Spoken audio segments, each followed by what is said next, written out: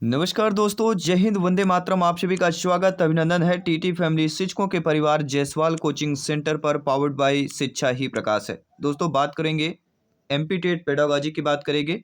यह part number आपका 27 रहेगा और आपका अधिगम और सीखने का चैप्टर चल रहा है, लर्निंग का चैप्टर चल रहा है, जो कि महत्वपूर्ण पेडागोजी का चैप्टर माना जाता है। और इसके पहले ऑलरेडी हम 26 पार्ट कंप्लीट कर चुके हैं आपके न्यू एग्जाम सिलेबस के अकॉर्डिंग, जिसका आई बटन पे इस लाइव क्लास के बाद जो है आपको प्लेलिस्ट यहाँ पे दे दी जाएगी। तो सभी का वेलकम, अभिनंदन है लाइव क्लास में। सभी लोग लाइव चैट के ऑप्शन में आ जाइएगा, अपने स्कोर को बेटर कीजिएगा। इस प्रैक्टिस सेट के साथ साथ इस पार्ट में हम टॉप 30 प्रश्न करने वाले हैं आपके एग्जाम आपके सिलेबस के अकॉर्डिंग। क्या आप सभी लोग तैयार हैं? लाइव चैट में आ जाइएगा, सभी लोग कमेंट कीजिएगा। और आज की क्लास का पहला प्रश्न आप लोगों की स्क्रीन पर है कि एक शिक्षक की सबसे महत्वपूर्ण चुनौती क्या होती है? विद्यार्थियों से उनका गृह कार्य करवाना, शिक्षण नियम प्रक्रिया को आनंदप्रद बनाना, कक्षा में अनुशासन बनाए रखना या प्रश्न पत्र तैयार करना। सभी कमेंट कीजिए। एक शिक्षक की सबसे महत्वपूर्ण क्या चुनौती हो सकती है? आप सभी लोग भावी अध्यापक अध्यापिकाएं हैं, शिक्षक बंधु हैं, आपके लिए सबसे महत्वपूर्ण चुनौती क्या हो सकती है? शिक्षण अधिगम प्रक्रिया को आनंदप्रद बनाना। क्योंकि जब शिक्षण अधिगम प्रक्रिया को हम आनंदप्रद बनाएंगे तो बच्चे इस पर क्या होंगे? उबते नहीं हैं, बच्चे इंटरेस्ट लेते हैं, बच्चे पढ़ते हैं, बच्चे जिज्ञासु बनते हैं। तो यहाँ पे बी ऑप्शन की बात करेंगे। इसके बाद अगला प्रश्न है, एक प्रभावी शिक्षक वह है जो कर सकता है कक्षा पर नियंत्रण, कम समय में अधिक सूचना देना, विद्यार्थियों को सीखने के लिए अभिप्रेरित करना या दत्तकार को ध्यानपूर्वक जांचना। तो एक प्रभावी शिक्षक वह होगा जो कर सकता है। तो प्रभावी शिक्षक वही होगा जो क्या कर सकता है? जो दोस्तों वह विद्यार्थियों को सीखने के लिए अभिप्रेरित कर सकता है। जहां भी अभिप्रेरित आए, प्रेरणा आए, मोटिवेशन आए, अपने आप में वह पॉजिटिव और सकारात्मक ऑप्शन हमारा बन जाता है।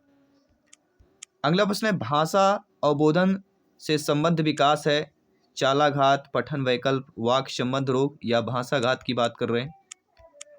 तो भाषा अवबोधन से संबंध हमारा विकास कौन सा कहला जाता है? सभी कमेंट कीजिएगा। जी हाँ, भाषा अवबोधन से संबंध जो विकास कहला जाता है वह हमारा भाषाघात कहला जाता है। जी हाँ, भाषा का भाषा से संबंध हो गया, हमारा एक क्वेश्चन पक्का हो गया, आंसर सही हो गया। डी ऑप्शन की बात करेंगे। इसके बाद दोस्तों अगला प्रश्न है जो कि बहुत ही इंटरेस्टेड प्रश्न है, और आइए जानते हैं इस इंटरेस्टेड प्रश्न का आप लोग फीडबैक क्या करते हैं, आप लोग इस प्रश्न का उत्तर क्या देते हैं।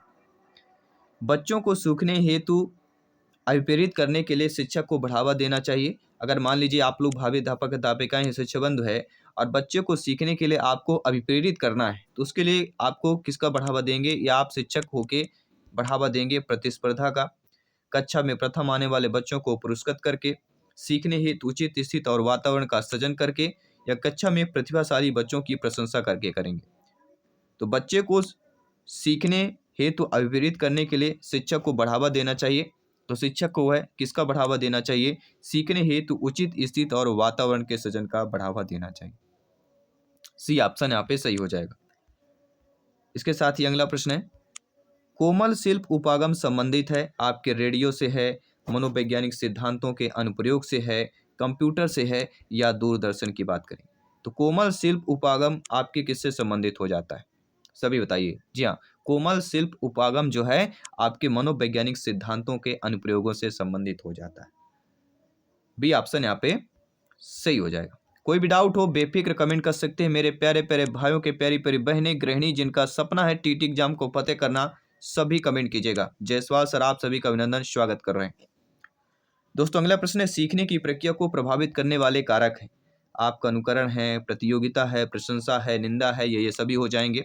तो सीखने की प्रक्रिया को प्रभावित करने वाले जो हमारे कारक हो जाते हैं दोस्तों, वह आपका अनुकरण भी होता है, आपके प्रतियोगिता भी होता है, प्रशंसा और निंदा भी होते हैं। सीखने की प्रक्रिया को प्रभावित करने वाले तीनों कारक हो जाएंगे, अर्थात ये सभी ऑप्शन हमारा सही हो जाएगा। इसके साथ ही आपको अगला प्रश्न है कि निम्नलिखित में से कौन सा शिक्षण अच्छा नहीं माना जा सकता? जी हाँ, ऐसा शिक्षण बताना है जो आपका अच्छा नहीं माना जाता है, जिसमें बच्चे प्रश्न पूछे व अपनी अलग राय व्यक्त करें, जिसमें बच्चे अध्यापक की आज्ञा का पालन ना करें और सवाल ना पूछें, जिसमें शिक्षक बच्चों के अनुभवों का उपयोग करें, जिसमें बच्चों का अवलोकन, विश्लेषण एवं सामान्यीकरण का अवसर मिले। देखिए, जहाँ पर अवसर की बात करें, बच्चे का अनुभव को उपयोग की बात करें, जिससे बच्चे प्रश्न पूछे और अपनी राय भी व्यक्त करें, तो कहीं ना कहीं ये हमारा पॉजिटिव हो जाता है। लेकिन जिसमें बच्चे अध्यापक की आज्ञा का पालन भी ना करें और सवाल भी ना पूछें, तो ना और ना, जहाँ पे ना आएगा मतलब निगेटिव, नकारात्मक की बात कर रहे हैं, और यही आपका यह शिक्षण आपका अच्छा नहीं माना जाएगा। तो ऐसा शिक्षण जो अच्छा नहीं माना जाएगा वह आपका ऑप्शन नंबर बी है। सभी लोग समझ गए, बी ऑप्शन की बात करेंगे, नो डाउट सभी लोग समझ गए हैं। आइए बात करेंगे अगले प्रश्न की। दोस्तों, सीखने वाले के समक्ष विषय वस्तु उसी समय प्रस्तुत किया जाए जब वह मनोवैज्ञानिक रूपों से स्वीकार करने हेतु तैयार या यह सोच कहलाती है। सीखने वाले के समक्ष विषय वस्तु उसी समय प्रस्तुत किया जाए जब वह मनोवैज्ञानिक रूप से स्वीकार करने हेतु तैयार है, यह सोच कहलाती है। सहजानुभूत बोझ अवधारणा, आपके अनुषांग सिद्धांत की बात करेंगे, परिस्थिति सहभागिता अवधारणा की बात करेंगे, निरीक्षण पर्यवेक्षक कम अवधारणा की बात करेंगे। तो सीखने वाले के समक्ष विषय वस्तु उसी समय प्रस्तुत किए जाए जब वह मनोवैज्ञानिक रूपों से स्वीकार करने हेतु तैयार हैं, यह सोच हमारी कौन सी कहला जाती है? यह हमारी सोच सहजानुभूत बोध अवधारणा की कहला जाती है। दोस्तों, पहला ऑप्शन यहाँ पे सही हो जाएगा। इसके साथ ही हम बात करेंगे आपके अगले प्रश्न। अगला प्रश्न है, जब सीखने वाला उपस्थित समस्या के हल में अक्षम आगे नहीं बढ़ पाता है तो उसे पाठ अथवा टिकड़ी की आवश्यकता होती है। यह मनोवैज्ञानिक अवधारणा है, किसकी ओर सहायता करती है? तो जब सीखने वाला उपस्थित समस्या के हल में अक्षम आगे नहीं बढ़ पाता है, उसे पाठ अथवा टिकड़ी की आवश्यकता होती है। तो यह मनोवैज्ञानिक अवधारणा जो है किसकी ओर संकेत कर रहा है? ये जो मनोवैज्ञानिक अवधारणा है, ये तथ्यों को पुनर्गठित कर पुनः सोच के प्रयास पर सहायता कर रहा है। तो ऑप्शन नंबर डी आपका यहाँ पे सही हो जाएगा।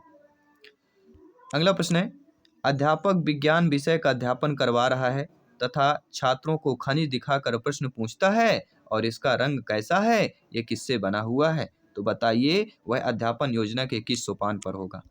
तो अध्यापक विज्ञान विषय का अध्यापन करवा रहा है तथा छात्रों को खनिज दिखाकर प्रश्न पूछता है और इसका रंग कैसा है या किससे बना हुआ है, तो यह अध्यापन योजना का सोपान प्रस्तावना होगा, पुनरावृत्ति होगा, मूल्यांकन होगा या विषय चयन हो जाएगा। आपका एक कमेंट इस प्रश्न का उत्तर तय कर देगा। आपका एक कमेंट आपके स्कोर को बेटर कर देगा, आपके प्रिपरेशन को बेहतर कर देगा, आपकी तैयारी को एक आगे और एक स्टेप आगे कर देगा।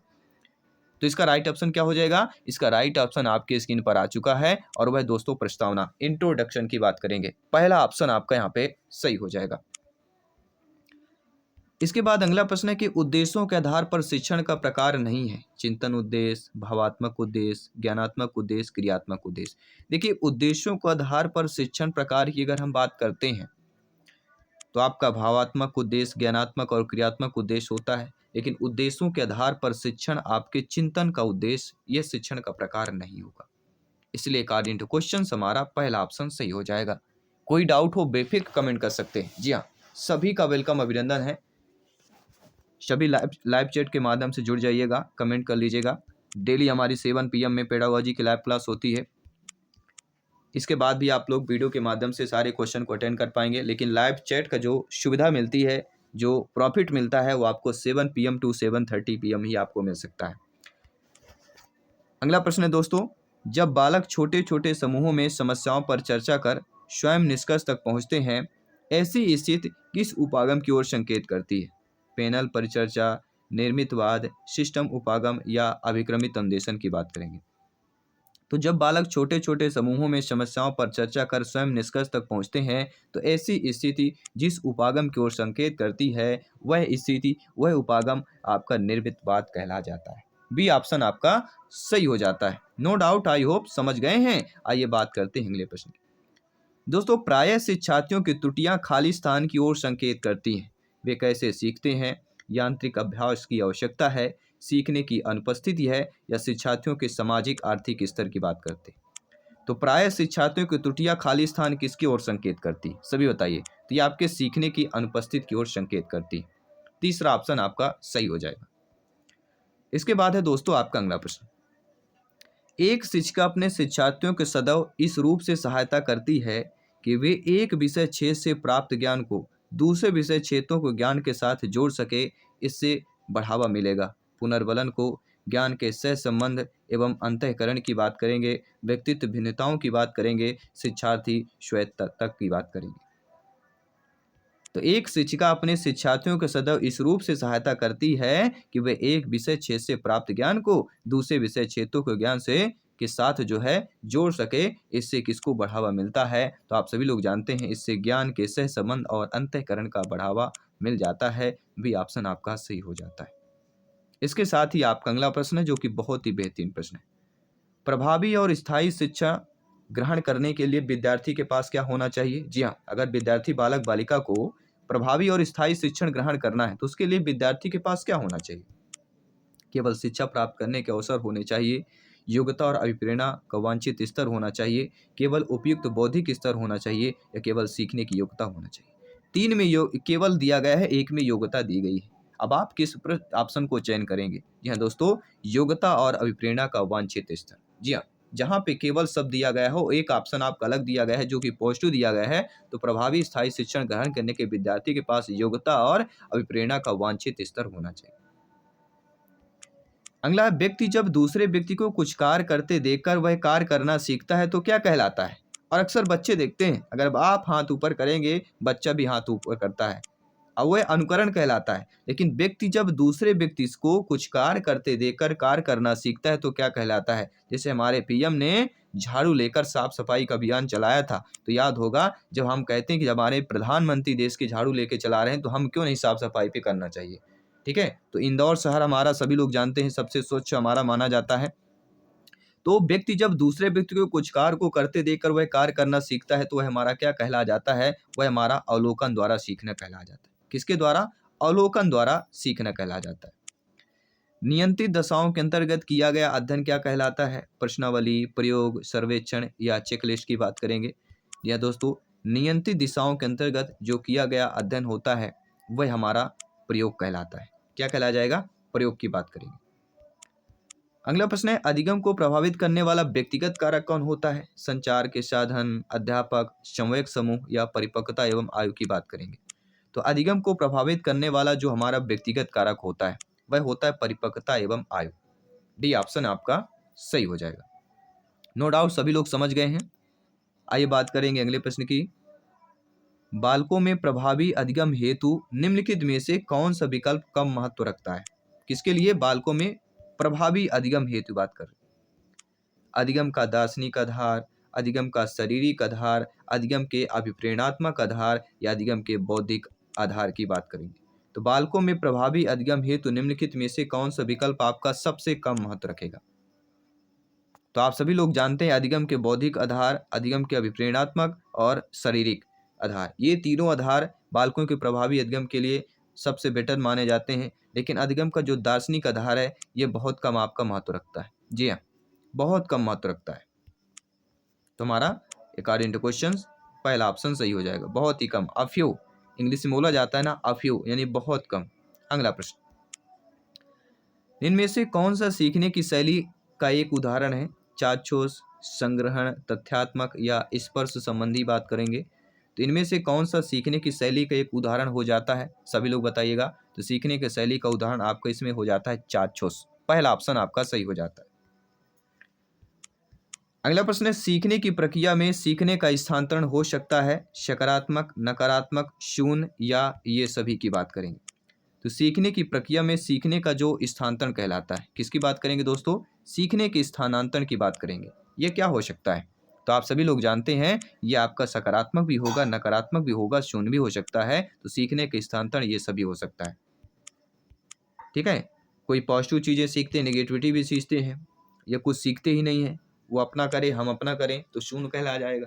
ठीक है, अगला प्रश्न है, कौशल सीखने की पहली अवस्था कौन सी होती है? यथार्थता होती है, कल्पनाशीलता होती है, समन्वय होता है या अनुकरण होता है? तो आप सभी लोग जानते हैं, ज्ञानी सर्वव्याख्याता लोग हैं, कि कौशल सीखने की जो पहली अवस्था हमारी कहला जाती है वह हमारी कहलाती है अनुकरण। जी हाँ, अनुकरण की बात करेंगे। डी ऑप्शन की बात करेंगे। अगला प्रश्न है, कक्षा में विद्यार्थियों के व्यक्तिगत विभेद होते हैं, हमारे में है, आप में भी है, तो अक्सर बच्चे में तो होंगे ही, बच्चे मन के सच्चे। तो कक्षा में विद्यार्थियों की जो व्यक्तिगत विभेद होती है वह क्या होता है, हानिकारक होता है, लाभकारी होता है, अनुपयुक्त होता है, ये सारे ऑप्शंस आपके दिए गए और एक ऑप्शन हमें चयन करना है। कक्षा में विद्यार्थियों के जो व्यक्तिगत विभेद होता है वह लाभकारी होता है, क्योंकि ये शिक्षार्थियों बालक बालिकाओं की संज्ञानात्मक संरचनाओं को खोजने में अध्यापक को प्रवृत्त करते हैं। क्या करते हैं? संज्ञानात्मक संरचनाओं को खोजने में अध्यापकों को प्रवृत्त करते हैं। डी ऑप्शन सही हो जाएगा।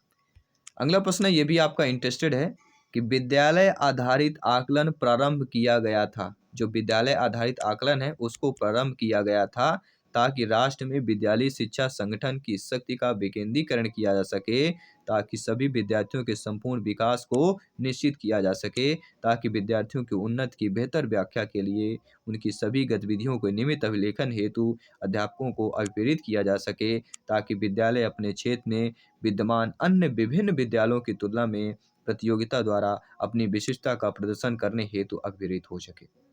तो विद्यालय आधारित आकलन प्रारंभ किया गया था। किस लिए प्रारंभ किया गया था? ताकि सभी विद्यार्थियों के संपूर्ण विकास को निश्चित किया जाए, सभी को एक समान।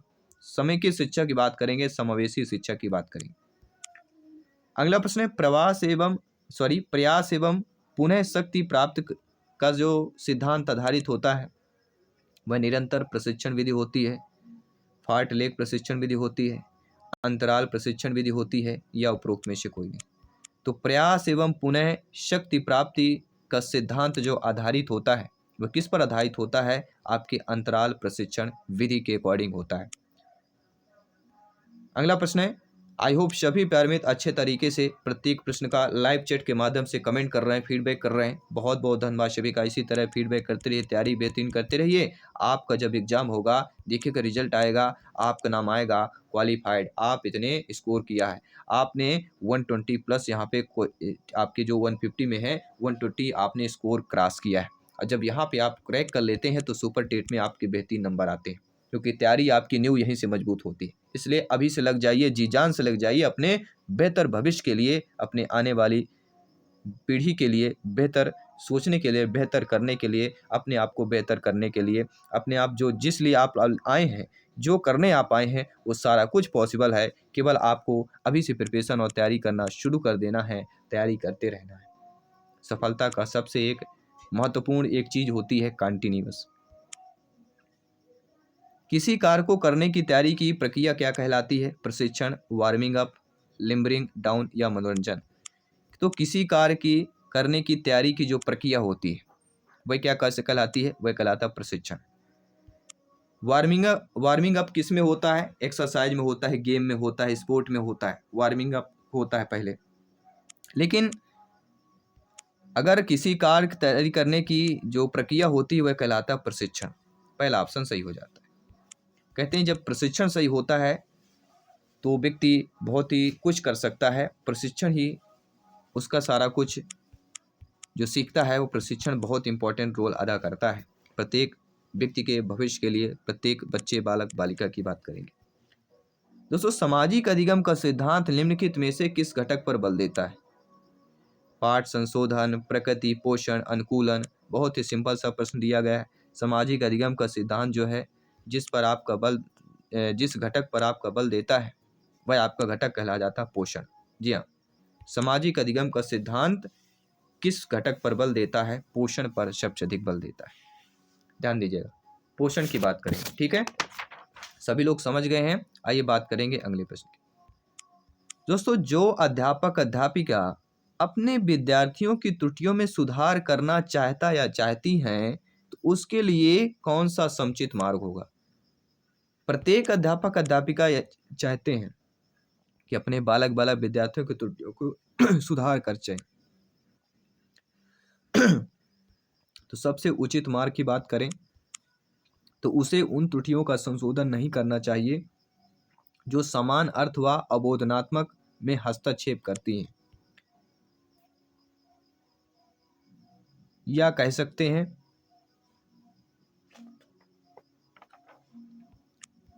अगर त्रुटि संशोधन प्रक्रिया बच्चों को क्षुब्ध करती है तो उसे उनका संशोधन नहीं करना चाहिए।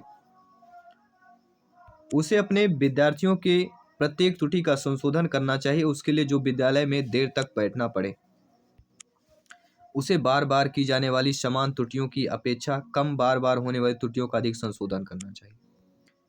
तो उसे उन त्रुटियों का संशोधन नहीं करना चाहिए जो समान अर्थ व अबोधनात्मक में हस्तक्षेप करती है। सी ऑप्शन होगा। बाकी आप लोग बताइए आपके अकॉर्डिंग क्या सही होगा, आप लोग भी बता सकते हैं। आगमन विधि में शिक्षण सूत्र का प्रयोग होता है सूक्ष्म से स्थूल की ओर, ज्ञात से अज्ञात की ओर, नियम से उदाहरण की ओर या उपयुक्त सभी। आगमन मतलब सभी लोग जानते हैं, उदाहरण से नियम, इतना तो सभी लोग जानते हैं। ठीक है, तो राइट ऑप्शन हमारा क्या हो जाएगा, ज्ञात से अज्ञात की ओर। आगमन विधि के जिस शिक्षण सूत्र का प्रयोग होता है वह होता है ज्ञात से अज्ञात की ओर। अगला प्रश्न है, सीखने से संबंधित तथ्य निम्नलिखित में से नहीं है। सीखना व्यवहार में परिवर्तन है, सीखना व्यक्ति के सर्वांगीण विकास में सहायक है, सीखना एक सार्वभौमिक प्रक्रिया है, सीखना केवल विद्यालय में होता है। तो सीखने से संबंधित तथ्य हमारा कौन सा सही नहीं दिया गया। तो हम सभी लोग जानते हैं कि सीखना व्यक्ति के सर्वांगीण विकास में सहायक होता है।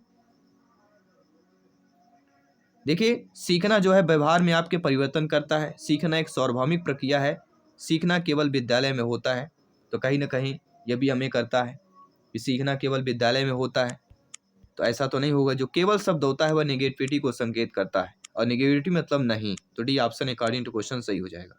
और अगला जो प्रश्न रहेगा आपके लिए मॉक क्वेश्चन के रूप में प्रश्न रहेगा कि संज्ञानात्मक प्रशिक्षुता तथा शैक्षिक जो संवाद होता है वह अधिगम को एक सामाजिक गतिविधि के रूप में ग्रहण करते हैं, आगमनात्मक तार्किकता के अनुप्रयोग पर आधारित है, पाठ्य सामग्री से सुव्यवस्थित संगठन पर बल देते हैं, कुशल की प्राप्ति हेतु व्यवहारिक प्रशिक्षण की आवश्यकता है। तो संज्ञानात्मक प्रशिक्षुता तथा शैक्षिक संवाद कौन सा होगा यह आपको कमेंट करके बताना है। यह आप सभी के लिए मॉक क्वेश्चन के रूप में प्रश्न दिया गया है, इसका कमेंट आपको कमेंट बॉक्स में बताना है। साथ ही साथ इस 30 प्रश्न में आपने कितने स्कोर प्राप्त किया ये भी आपको कमेंट करके बताना है।